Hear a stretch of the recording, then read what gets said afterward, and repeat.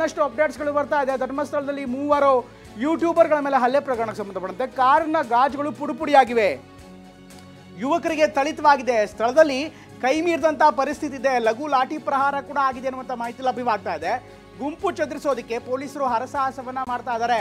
ಈಗಾಗಲೇ ಧರ್ಮಸ್ಥಳದಲ್ಲಿ ಬಿಗುವಿನ ವಾತಾವರಣ ಇದೆ. ಒಂದು ಕಡೆಗೆ ಈಗಾಗಲೇ ಉತ್ಖನನ ನಡೀತಾ ಇದೆ, ಶೋಧ ಕಾರ್ಯಾಚರಣೆ ನಡೀತಾ ಇದೆ. ಇದರ ನಡುವೆ 3 ಯೂಟ್ಯೂಬರ್ಗಳ ಮೇಲೆ ಹಲ್ಲೆ ಆಗಿತ್ತು.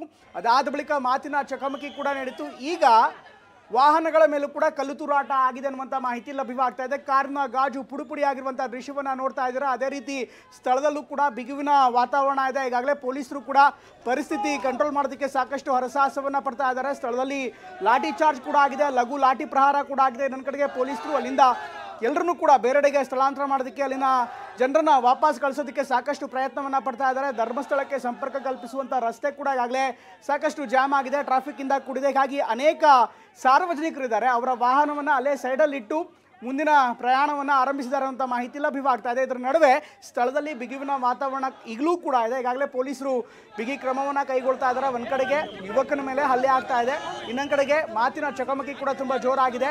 ವಾಹನದ ಮೇಲೆ ಕಲ್ಲು ತೂರಾಟ ಆಗಿದೆ. ಈ ಥರ ಬಿಗುವಿನ ವಾತಾವರಣ ಈ ಧರ್ಮಸ್ಥಳದಲ್ಲಿ ಕಂಡು ಬರ್ತಾ ಇದೆ. ಕಳೆದ ಕೆಲ ದಿನಗಳಿಂದ ಈಗಾಗಲೇ ಶೋಧ ಕಾರ್ಯಾಚರಣೆ ನಡೆದಿತ್ತು. ಇದರ ನಡುವೆ ಈಗ ಗಲಾಟೆ ತುಂಬ ಜೋರಾಗ್ತಾ ಇದೆ.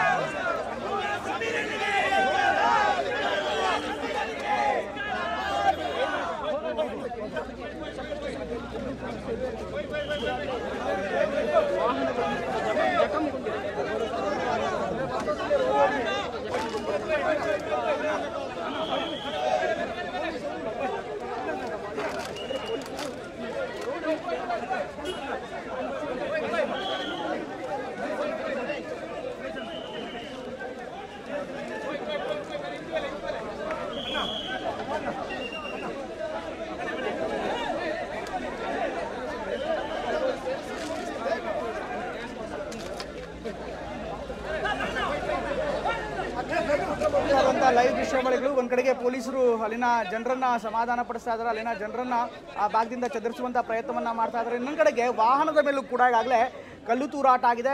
ವಾಹನಗಳ ಗಾಜು ಈಗ ಪುಡಿ ಆಗಿದೆ ಅನ್ನುವಂಥ ಮಾಹಿತಿ ದೃಶ್ಯ ನೋಡ್ತಾ ಇದ್ದಾರೆ. ಇನ್ನೊಂದು ಕಡೆಗೆ ಪೊಲೀಸರು ಕೂಡ ಬಿಗುವಿನ ವಾತಾವರಣವನ್ನು ಕಂಟ್ರೋಲ್ ಮಾಡುವಂಥ ನಿಟ್ಟಿನಲ್ಲಿ, ತಿಳಿಗೊಳಿಸುವಂಥ ನಿಟ್ಟಿನಲ್ಲಿ ಸಾಕಷ್ಟು ಪ್ರಯತ್ನ ಮಾಡ್ತಾ ಇದ್ದಾರೆ.